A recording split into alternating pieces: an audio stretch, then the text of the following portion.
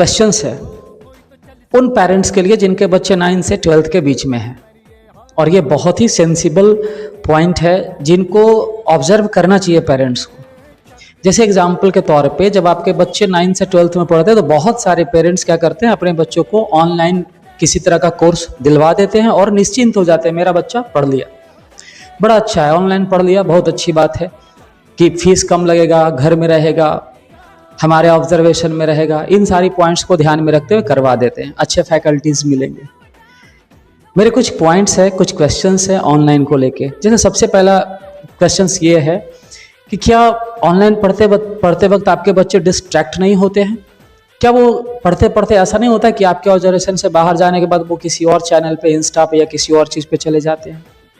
क्या डिस्ट्रैक्ट नहीं होते हैं? दूसरा, क्या उनमें डिसिप्लिन कंटिन्यू रह पाता है, जो डिसिप्लिन ऑफलाइन में मिल पाता है? इसके अलावा क्या उनका सारा डाउट्स क्लियर होता है? क्योंकि वहाँ तो कमेंट पूछना पड़ता है कमेंट में, और वो कमेंट ऑब्जर्वेशन के बाद जवाब देना होता है। बट अगर ऑफलाइन होता है तो झट से हाथ उठाएंगे, पूछ लेंगे सवाल को। प्रैक्टिस कम हो जाती है, उनके ऊपर की मॉनिटरिंग कम हो जाती है।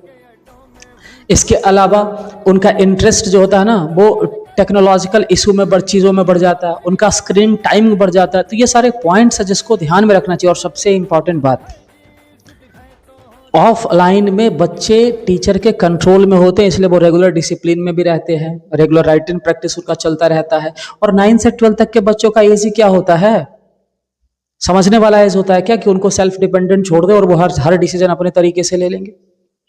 तो गाइडिंग मिलता रहता है ऑफलाइन में, ये फायदे हैं। और ऑनलाइन में क्या होता है ना कि बच्चे इनडायरेक्टली टीचर्स को कंट्रोल करते हैं, मर्जी पर डिपेंड करता है, पढ़ेंगे या नहीं पढ़ेंगे, बस सुनेंगे, देखेंगे, लिखेंगे नहीं, ऐसी बहुत सारी बातें हो जाती है। रिकॉर्डिंग छोड़ देता ना, आगे पढ़ लेंगे। और इन सब का इफेक्ट जब रिजल्ट आता है 10th का या 12th का तब दिखता है।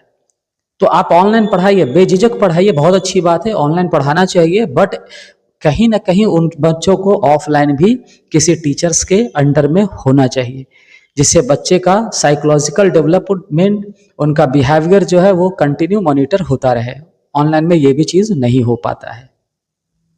बाकी डिसीजन आप खुद लीजिए।